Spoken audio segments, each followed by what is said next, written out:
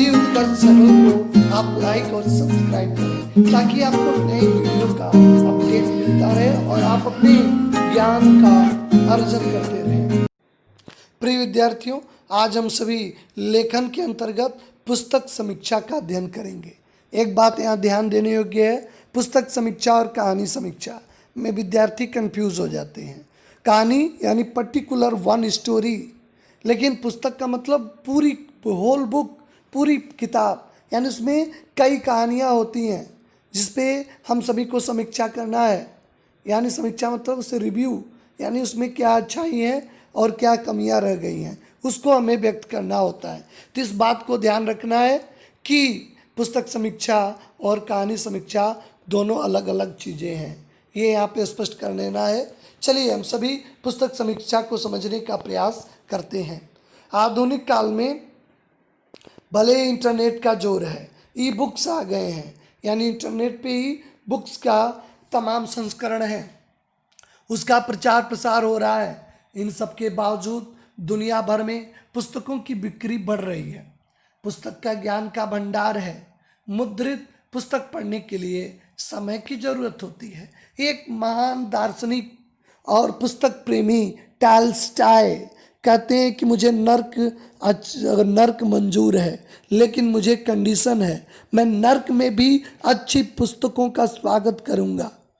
निश्चित तौर पे पुस्तक हमारा सबसे बड़ा मित्र है, जो हमें समाज नहीं पथ प्रदर्शक कर सकता, वो हमें ज्ञान रूपी भंडार पुस्तक पढ़ने की ताकत एक ऐसी बड़ी ताकत है जो व्यक्ति को अर्श से फर्श से अर्श पे पहुंचा देती है, ऊंचाइयों पे पहुंचा देती है। दुनिया में कोई अगर ऊंचे लक्ष्यों को पाया है तो निश्चित तौर पे अगर आप पता करें तो कोई न कोई उसे पुस्तक प्रभावित जरूर की है। पुस्तक पाठन के लिए उम्र और स्थान का बंधन नहीं होता है। किसी उम्र के व्यक्ति हों वह अपनी पुस्तक की शुरुआत कर सकते हैं। पुस्तक समीक्षा में जो लेख होती है उसकी भाषा शैली, कथानक, पात्र, चरित्र या जो उससे हमें समाज में पड़ रहे प्रभावों की समीक्षा करते हैं। पुस्तक समीक्षा हेतु निम्नलिखित बातों का ध्यान अनिवार्य है। पुस्तक का पूर्व अध्ययन करना चाहिए। ये निश्चित तौर पे आपको जिस भी पुस्तक को पढ़े हैं उसी की समीक्षा करने हेतु पूर्व में उसका अध्ययन करना चाहिए। पुस्तक के मुख्य मुख्य बिंदुओं को नोट करना चाहिए।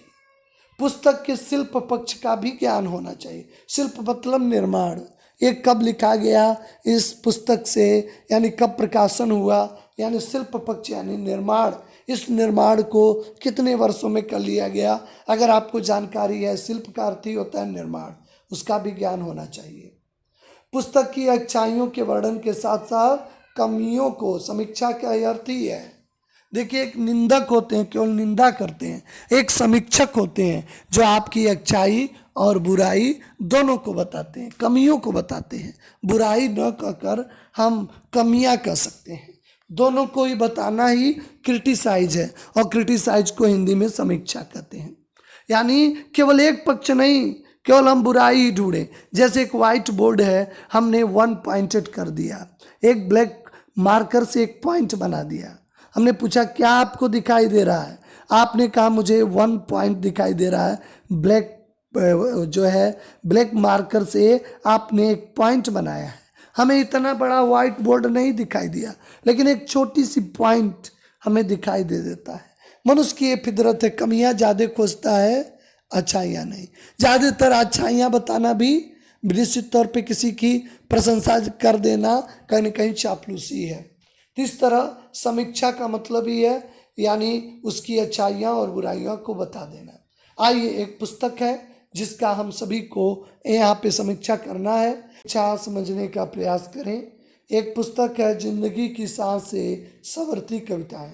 इसके लेखक है डॉक्टर रूप देवगण, लेकिन उन्होंने जिस कविताओं की जो पुस्तकों की समीक्षा की है वह कविता संग्रह डॉक्टर सुधा जैन का। अगर पुस्तक समीक्षा करेंगे तो निश्चित तौर पे उस पुस्तक का नाम लिख लें।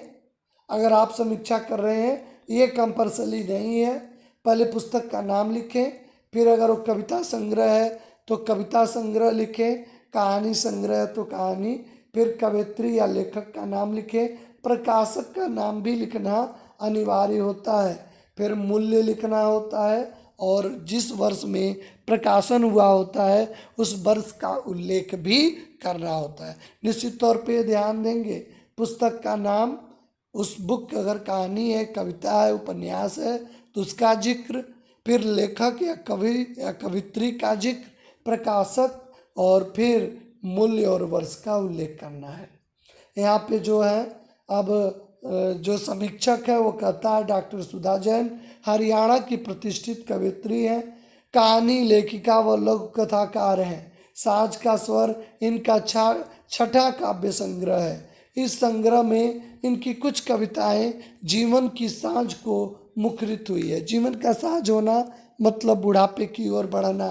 साँझ घिर आई इनकी एक कविता है। मैं वृद्धावस्था, सबसे जीवन का कठिन काल वृद्धावस्था है, उसमें व्यतीत हो रहे जीवन का लेखा जोखा है। दिन भर का लेखा जोखा, क्या खोया क्या पाया, उन्होंने फिर मिलेंगे। एक इनकी कविता है फिर मिलेंगे, उसमें क्या खोया क्या पाया का वर्णन किया है। बचपन, जवानी, बुढ़ापा, मृत्यु एवं पुनर्जन्म की बातें की गई है हंसते हंसते में। एक इनका है हंसते हंसते में, फिर बुढ़ापे की जिंदगी को दोहराया गया है। बिस्तर में सिमट गई जिंदगी, किताबों में खो गई जिंदगी, भीतर की आंखों में बुजुर्गों की दया दशा का वर्णन है। वे बाहर से अशक्त दिखाई देते हैं, भीतर की आंखों से संसार का अवलोकन भी करते हैं। भीतर की आंखें खुल गई, मैं देख रही अब अपने चारों ओर बिखरा संसार, ढलती उम्र। ये जो सभी चैप्टरों में उन्होंने विस्मृतियों का सहारा लेना पड़ा है। पुरानी फाइलों में दबे पत्र पढ़े, कितनी घटनाएं, कितनी लोग, कितने नाम विस्मृति के अंधेरे में खोए टिमटिमा उठे। ये सभी इनका विस्मृति का कोहरा यानी जो संस्मरण है उसका उन्होंने उल्लेख किया है। डॉक्टर सुधा जैन ने इस संग्रह की कई कविताओं में नारी के स्वर को तरजीह दी है यानी महत्व दिया है। घर बाहर में पिसती हुई औरतों को कविता में नौकरी करने वाली औरतों की तकलीफ दे जिंदगी का लेखा जोखा है। सुबह 5 बजे उठती, घर संवारती, चाय नाश्ता खाना बनाती, बच्चे स्कूल भेजती, पति को वापस भेज देती, भागती दौड़ती अपने दफ्तर पहुंचती, बास की डांट सुनती, रोज ही देर हो जाती। औरत आज भी सुरक्षित नहीं है, आज भी सुरक्षित नहीं है औरत। इतनी शिक्षा, इतने ऊंचे ओहदे पर पहुंचने के बाद माँ की आंखें दफ्तर से लौटने वाली जवान बेटी की खोज रही है। निश्चित तौर पे आज समय बदलाव की ओर है, नर नारी सब एक समान, लेकिन इसके बावजूद भी आज भी सामाजिक मान्यताएं कहीं न कहीं पुरुषों के पक्ष में है। आज भी भारतीय स्त्रियों की दशा निश्चित तौर पे पहले जो सम्मान भले आज मिला है, लेकिन कहीं न कहीं असुरक्षा की भावना आज भी समाज में दिखाई देती है। एक लड़का 12 बजे रात को घूम सकता है, टहल सकता है, लेकिन एक महिला भारतीय समाज में सुरक्षित नहीं है। कहते हैं कि भीड़ में अपनी बेटी लौटी नहीं दफ्तर से, ये सब चिंता घूमते हुए सब और सड़कों में, पार्कों में, बसों में, ट्रेनों में नहीं लौटेंगे कदम पीछे। वस्तुतः औरत संपन्न पिंजरे की मैना जैसा है, सबका मनोरंजन करती है। मैं मनोरंजन की मैना उड़ना भूल गई, पिंजरे की मैना। धन संपन्न नारियां अधिकतर रोगग्रस्त हैं। इसका वर्णन कवयित्री ने धन संपन्न नारियां की कविता में किया है। वास्तव में इनके पास सब कुछ है, किंतु सुख नाम की कोई चीज नहीं है। जिम्मेदारियों की बात करें तो औरत के पास जिम्मेदारियों की कमी नहीं है, लेकिन बस सुख नहीं है। गांव में रहने वाली औरतों का और भी बुरा हाल है। गांव की छोटी सी कविता में डॉक्टर सुधा जैन ने लिखा है, चाहा उसने यदि अपने मन की मीत तो लाग गई सीमा, गड़ासे से काट दी जात, इतनी उपच्छा क्यों। उनकी एक कविता है जिसकी पंक्तियां उपयुक्त है। कविता में भ्रूण समस्या यानी जन्म लेने से पूर्व ही कन्या का वध कर दिया जा रहा है, कितनी भयंकर त्रासदी है। डॉक्टर सुधा जैन ने आज के मशीनी युग का भी वर्णन किया है। मशीनी युग में जीते जाते मशीनवत हो गए हम। मशीनों का युग, विदेशी माल की भर्त्सना करते हुए, विदेशी वस्तुओं की निंदा, भर्त्सना का अर्थ है निंदा करते हुए कवित्री ने लिखा है, बाजार भर गए विदेशी माल से, ढूंढते लोग चीनी जापान बनी चीजें, कहाँ खो गया अपना देश। डॉक्टर सुधा जैन ने जीने की राह कविता में जीवन की एक रास्ता को तोड़ने के साधन बनाए हैं। मेले, पिकनिक, सैर सपाटे, यात्रा, तीज त्योहार, जन्मदिन, शादियों के आयोजन, भिन्न भिन्न समारोह तोड़ देते एक रास्ता। त्राय त्राय कविता में महंगाई की समस्या को लिखा है। किसान की दुर्दशा का भी कवित्री ने वर्णन किया। कहीं बाढ़ बढ़ रहे मवेशी, कहीं बाढ़ बह रहे मवेशी, मनुष्य गांव के गांव कहीं रो रहा किसान। बाढ़, प्रकृति से हम दूर होते जा रहे हैं, इसका वर्णन उन्होंने प्रकृति से टूटा नाता कविता में किया है। रात को सोते थे खुली छतर पर, चांदनी में नहाते, प्रभात की मंद बयार कितना मोहक होता।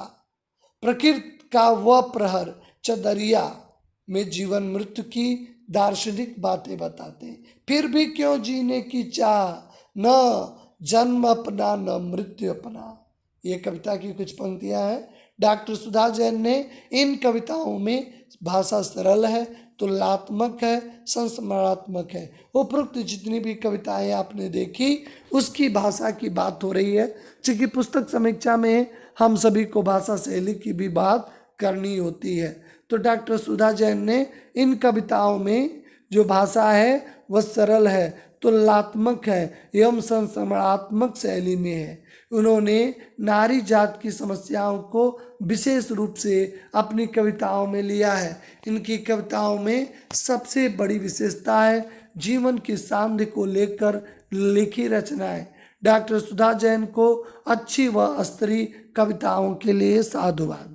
निश्चित तौर पे आप सभी ने यहाँ पे पुस्तक समीक्षा देखा। फॉर्मेट इसका अत्यंत आवश्यक है, यानी सबसे पहले उस बुक का नाम, लेखक या कवि कवयित्री का नाम, फिर आपको प्रकाशक का नाम और मूल्य और प्रकाशन वर्ष लिखना अनिवार्य होता है। कहानी समीक्षा में एक अलग फॉर्मेट होता है जो पर्टिकुलर ओनली वन स्टोरी पे डिपेंडेड होता है, जिसका हम सभी आगे की वीडियो में जरूर अध्ययन करेंगे। निश्चित ही आज हम सभी ने पुस्तक समीक्षा के विविध आयामों पे विचार किया। आशा है कि आपको ये जरूर ही समझ में आया होगा। चलिए फिर एक नए वीडियो के साथ आपसे मुलाकात होती है। आप सभी का धन्यवाद। हिंदी उत्कर्ष चैनल को आप लाइक और सब्सक्राइब करें ताकि आपको नई वीडियो का अपडेट मिलता रहे और आप अपने ज्ञान का अर्जन करते रहें।